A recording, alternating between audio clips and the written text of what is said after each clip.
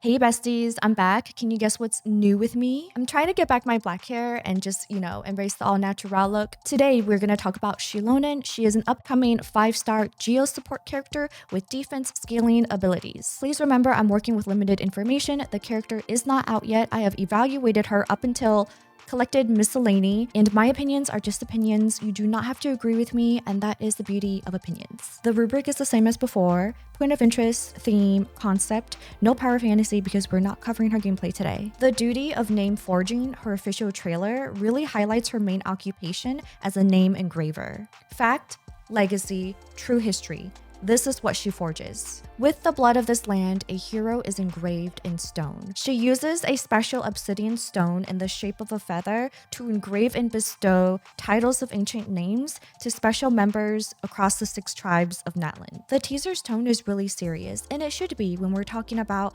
battles and heroes and generational legacies. Now contrast this with her other side.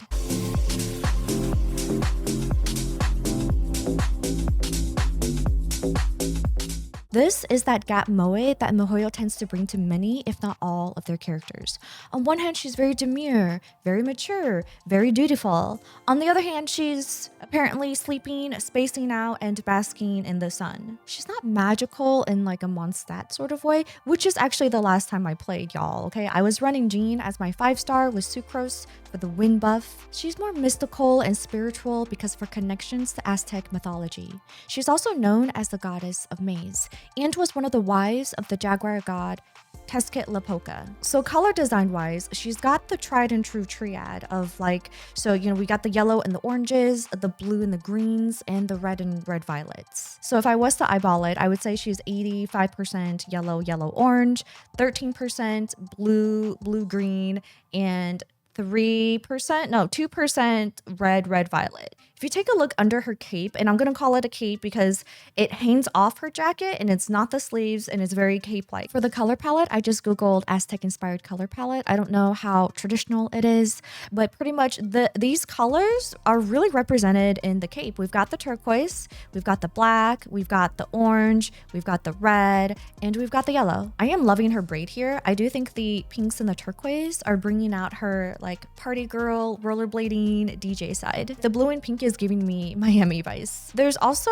a lightning motif on her. I see it on her cape and the back of her neck, and I'm sure there's other parts where she's got it, but I don't really know what that refers to. So if any of you guys know, let me know in the comments. For point of interest, it's what initially attracts me to the character. And that area is usually emphasized with more details or more contrast, and oftentimes contribute to the character's identity and silhouette. I think this becomes quite clear when you're looking at her idle animation. The center of gravity is at her pelvis, and also if you look at the way the cape hangs on her body, it doesn't even flare out till past the waist. So I think it's really there to accentuate her hips. Another test is to squint your eyes or blur the image out and see where your eyes are still drawn to. So my eyes are drawn to these 2 areas. If you want to give attention to something, you either need to give it more detail than its surroundings or more contrast. Even while blurry, there are clear blocks of color and detail in her torso area. And then if you look at her feet, there's just really high contrast. Also, the blue of her jeans and the yellow of her skates are complementary colors. This means they create the highest contrast to each other, which ends up drawing your eyes to them. In her blade roller mode, she rests one of her hands on her shorts and pops out her hips. I think this further accentuates the area. So the hips and the skates area do a pretty good job at informing us of her character, right? We've got the cape, which refers to her probably being a name engraver or the god of maize. We've got the Ocelot tail, which is also informative. We've got a plethora of metals and stones that probably tied back to her being an engraver. And then we've got her skates, which is also informative. The only thing missing in these 2 regions is any inkling that she's a DJ or musically inclined. So for point of interest, I'm going to give her a 4.5 out of 5. We took half off because even though it tells us mostly everything about the character, it does not give a hint towards her being a DJ. Next is theme. Is it clear and understandable? Well, she is a Jaguar inspired engraver who also happens to DJ on the weekends and roller skates. Is the Jaguar / Ocelot theme clear? Yes, it is. The roller skating theme? Yes. DJ theme? Yes. The name engraver aspect is kinda clear. She's wearing a bunch of stones that she's likely forged herself, like the turquoise on her ears and the gold all over her body. She's clearly a fashion icon of her own making and just has this really cool sense of style. But is it clear from all her accessories that she's an engraver? Could it be more obvious? Right now, I don't think it's clear that she's the artisan that crafted all these accessories. Now, if she had a tool belt where she was wearing the hammer that she was using in her trailer, and maybe there's some picks and chisels on the tool belt too, I think that would really drive home that she's an engraver. She also is a DJ, but you wouldn't know about this unless you knew about her abilities, or you saw her alt, or any other animation where she pulls out her turntables. I consider her being a DJ a secondary theme, so I think it's okay that it's not more obvious. If this was a primary theme, then in her official trailer, she would be doing a show or on tour as opposed to engraving. Also, I want to clarify, I am interchanging Jaguar and Ocelot. I think the jury is still out, but there is quite a bit of discussion online and people thinking that she's a mixture of both. I won't go into too much detail about this, but feel free to pause and check out the discussion. So for theme, I'm going to give her a 4.5 out of 5. I did take half off because the name engraver part is just not clear, and it's such a core part to the character's identity and also her main occupation. So for concept, I try to answer these questions. How well does the character's personality traits, behaviors, and physical attributes mesh together and support one another? And how well does the character work overall? On one hand, she's mature, serious, and duty-driven. On the other hand, she's a fun party animal.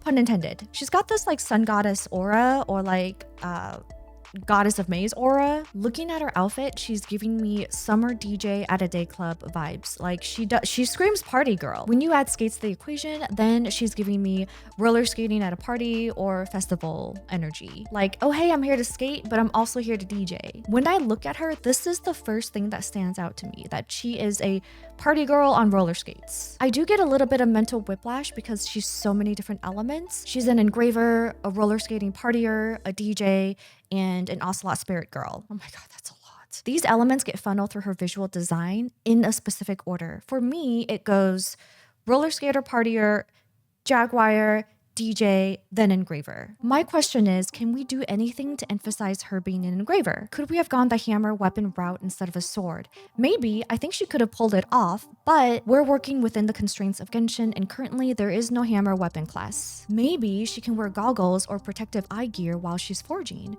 They can also double as skate glasses for when she's in her Blade Roller mode. I know glasses can sometimes detract from a character's appeal, so it may or may not work, but miHoYo, if they wanted to, I'm sure they can come up with something decent. Maybe she's got multifunctional gloves on and they help her handle hot stones while she's forging, and they can help her skate and do cool tricks, all the while looking fashionable and stylish because she is a fashion icon of Natlan. So let's talk about her two modes. The first one is her heels, jacket wearing, sword wielding, femme fatale version. The other is her blade roller mode. She's got one hand on her pocket, she's stylish, she's doing all these crazy kicks. This is where she shines. I love her in this mode. I wish she was always this way. I would have liked to see her permanently on roller skates, but I do understand that they wanted a visual indicator to show when she's using her passive to go fast. I just don't think her heels are necessary. They don't say anything about the character except that she's hot. It's not like you can't swing a sword on roller skates or DJ on roller skates. And maybe when she's in her blade roller mode, that's when the skates glow. And any other time, they just look like regular skates. This is just a stronger character design. Period. Remember, she's one of the wives to Tesket Lepoka, who is a shapeshifter and turns into a Jaguar. So through him, that is where she's getting her Jaguar or Ocelot influence. And I think that's cool. I think that's an awesome nod to Aztec or Aztecian mythology. But I just can't help but feel that her ears and tail are kind of superficial. The only time we see the Ocelot come out is when she's jumping. Okay, please don't get mad at me for bringing up ZZZ. I'm not aware of if there's like a rift between ZZZ and the Genshin community. I don't follow any of the drama. And honestly, I can love and appreciate both games. So please just hear me out and don't get mad at me. So Jane, even though she doesn't use her tail for combat, it's clearly assigned a purpose. There's a blade at the end of it. She uses it to press buttons, pick locks, and interrogate people. She scares the crap out of them with it. It also supports her personality and fighting style. Holding a blade behind your back isn't honorable. Rats are stereotyped as being sneaky. They hide and scurry around in the dark. Her fighting style is also sneaky. She has hidden blades at the tip of her shoes. So back to the question, how do we give her Jaguar features a purpose that supports any part of her concept? What if her ears became headphones while she's spinning? Doesn't have to be a big change. It could just glow to show music's coming out. It can like pulse to the music. She could be holding it, touching it while she's taking in her samples and generating her soundscape. Now, how about her tail? Can we use it to potentially indicate a shift in mode? What if when she goes into her Night Soul's blessing state, her tail stops behaving like clothing and it starts helping her skate by counterbalancing her weight and helping her stabilize? Ultimately, I'm trying to connect her Jaguar features with her other features so they don't feel as superficial. It may feel like a small detail, but a good fleshed out character is made up of all these small details. If a character's concept is the foundation of a house, then the bricks being layered on top are the animations, voice lines, skins, etc. And they all work to reinforce the concept. So the concept needs to be strong. If this was an indie game or a company that's clearly struggling, I wouldn't be talking about this. But the bar is set yay high because it's MiHoYo. They're known for giving so much depth to their characters and for going above and beyond.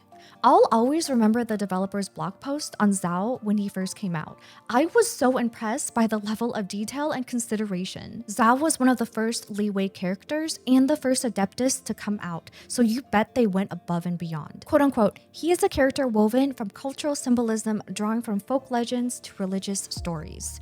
From mountain demon to Taoist deity to guardian yaksha to mythological bird, this was a uniquely rich character formed from the convergence and refashioning of many ideas in one place. This degree of complexity gave Xiao just the depth and appeal that we were hoping for with this character. We hope to create something entirely new through the convergence and fusion of various cultural elements, and we hope that the end result Xiao possesses the power, aesthetic value, and maturity to become a true cultural icon. If you haven't read the blog post yet, I highly recommend it. I'll leave it in the description. So just to recap, point of interest was a 4.5, theme was a 4.5, concept was a 4. She gets a 13 out of 15, and on a 15-point scale, that puts her at an A+. What do you guys think about her? Are y'all gonna pull for her? Let me know your thoughts, and if you got any other characters you'd like me to check out. Do you think we should do more like train wreck characters? Because lately we've been just doing really good characters. Till next time, besties, take care.